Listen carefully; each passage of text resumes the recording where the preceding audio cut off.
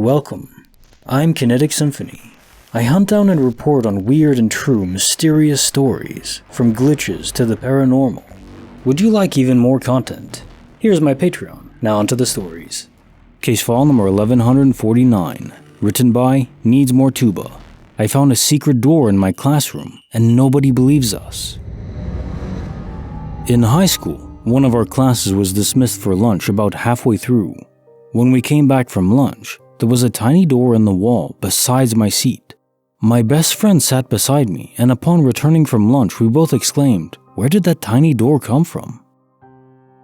Everybody thought we were joking, but only one other person said he'd never seen the door before, and then later he admitted that he was just playing along because it was disrupting the lesson. But there was definitely not a door there before. It wasn't the first week of school either, and I definitely would have noticed and made a short joke. I'm 4'10" tall. Well, short, about having a door just for me. I'm assuming it was originally a coal chute or something because the building was built in the 20s and the door led to the outside. The only thing is that it definitely was not there before we left for lunch. We are both 100% sure and remain so nearly 20 years later. Our teacher remembers the event, so it's not just something we made up. Case notes are file 1149. I found a secret door in my classroom, and nobody believes us. So having multiple witnesses, or at least one that maintains it to this day, not the other kid that wanted to just move things along, conveys a lot of weight to this. So can a door transport over from another universe and integrate within the historical context of everyone's minds? I mean, it's not just the door, presumably there's a whole passage behind the door. So that seems like more of a stretch, but I've been wondering, in these cases where there are clear anomalies that pop up, divergences in the known timeline, quantum immortality fits well, but when multiple people notice, it means at least a dual quantum jump, a trip with two people in the same, space-time bubble that floats over. What makes me scratch my noggin, scratch it away. Why does the multiverse care about sending two friends, say, or loved ones, family members, to the same new universe? Or is it that mere happenstance, luck of the draw? The nearest suitable universe for both of you was the one that you wound up in. I guess Occam's razor fits neatly there. Maybe there are times where people are close friends and they die together, but they don't go to the same new universe. Maybe they're not perfectly suited for the same universe, but often they are. So, simple explanation, I guess. Case file number 1150, written by Angus 000000, the TV show that time forgot. So basically, when I was a little kid, there was this TV show that me and my mom watched. I remember it so vividly. We were just scrolling through the channels when we stumbled upon it, and she said it looked right up my street, since it was a fantasy show, and I was super into that sort of stuff back then. It was basically a live-action show about fairy tale characters, and after the first episode, younger me was super hyped to keep watching it. We subscribed to a magazine called Radio Times, which is a TV guide, and the show was in there with the time slot and all. So the next Friday, or whatever day it was, we settled down to watch it, and it never came on. It was weird, but we figured it had been cancelled or moved channels or something. I was bummed out, but kinda forgot about it. I didn't have access to the internet back then, so I couldn't Google what happened to it or anything. Years go by, and people started talking about this new show on TV, and I noticed it had the same plot. I was so excited thinking it was a rerun of this show I'd longed to watch since I saw the first episode as a kid. But apparently, the show was brand new. I looked it up, and it was. I still refuse to get over it, and have never watched a single episode of the new version. The version I don't have a creepy old memory of. I don't know how to word it. Technically, both versions are the same show, yet I've had it confirmed by people that what I remember from the plot is indeed that show. Exactly. Case notes for file 1150, the TV show that time forgot. So this happened to me too, and I made a story for the channel over it.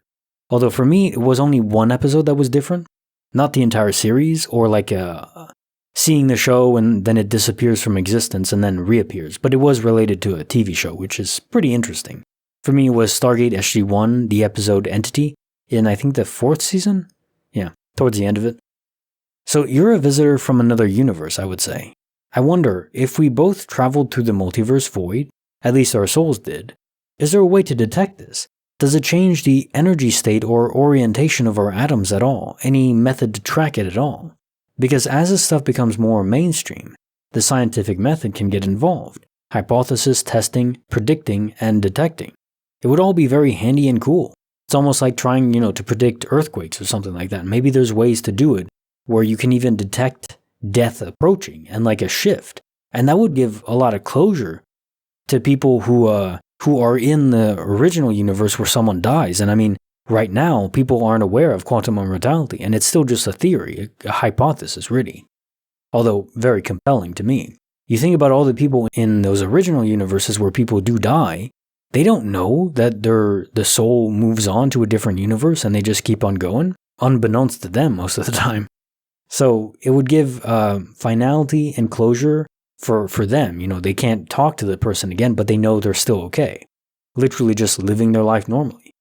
That would be a very positive thing, I think, for humanity to know. Case file number 1151, written by BlackGold09. The Matrix caught my girlfriend cheating. I was in college. I had a girlfriend at the time who lived 2 floors above me in the dorms. I woke up at 3 a.m. and had a really weird feeling. I put on some clothes and started walking up the stairs, not knowing exactly why. I walked around my girlfriend's floor for a bit, this weird feeling overwhelming me. I put my ear to her door. Nothing. I start to walk back to the stairwell, but it still feels weird. I go back and put my ear to the door again and hear the faintest of sounds, heavy breathing. I try the door and it's unlocked. I opened it and flipped the light on, and her roommate were fornicating. She yells, "Oh God!" and runs to the bathroom. Her roommate just stares at me. I close the door.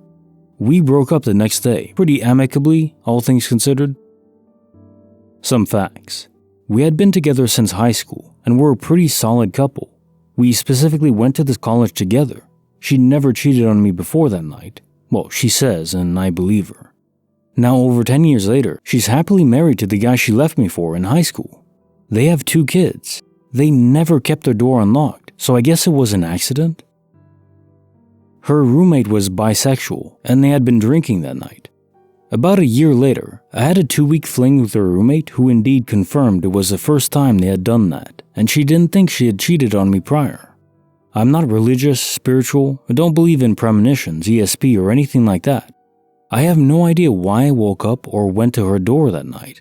I certainly hadn't done anything like that in the prior 2 years we'd been going there together. Case notes for file 1151. The Matrix caught my girlfriend cheating. So they're happily together now, years later, with children.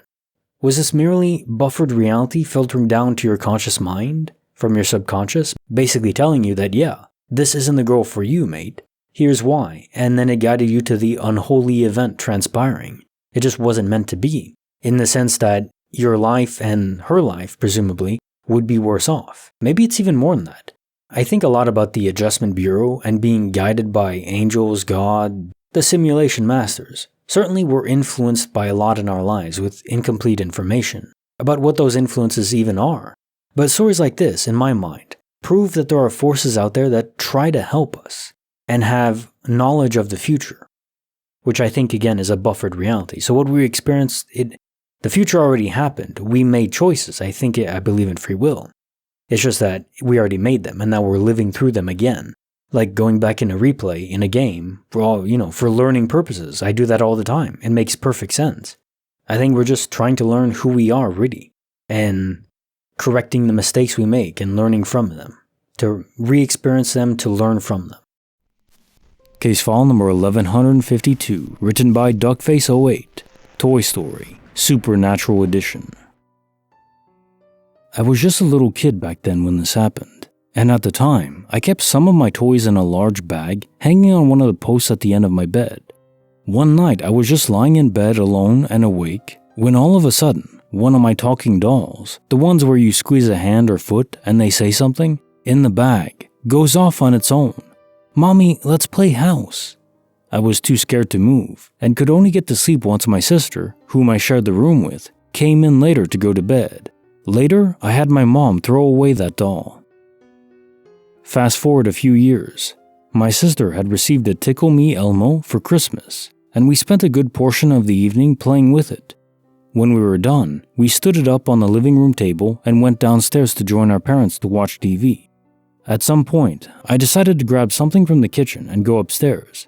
As I passed by, Elmo, still standing on the table, goes off on its own. "Why don't you play with Elmo?" I ran back downstairs. "Damn it, dolls, I will not play with you, stop asking me." Case notes for file 1152, Toy Story, Supernatural Edition. This happened to me once as a kid too. I wonder if our body's own EM field can influence the electronics inside these toys and dolls. Some people have very intense fields, which can cause fluctuations in streetlights, TVs, anything using electricity or that has capacitors built in. The only other option is that these inanimate items are being possessed, which is frankly too creepy for me to entertain. I'm not gonna go down that road. No thanks. Stay away from me, Chucky. And now time for the movie of the day, Pitch Black. So this movie doesn't pull any punches, and I think it's Vin Diesel's best role by far. He has a look and energy of an imposing warrior, and indeed, with a slight hint of something supernatural or above normality sprinkled in. The movie takes you for a ride in both intensity and suspense, but more than that, it has very strong character development. That's what I love most. When people are met with great adversity, challenges beyond what almost any human ever goes through, and overcome it, well, that grips me and thrills me. I want to see how people are going to react to situations that are just completely nuts. I mean, that's why I like Poseidon too. That's another movie of the day I'll get to. And it's funny too because I have photosensitivity. I get migraines if I'm exposed to daylight and I have to wear sunglasses outside. It's all kind of... Basically, I'm a vampire that likes garlic, pretty much.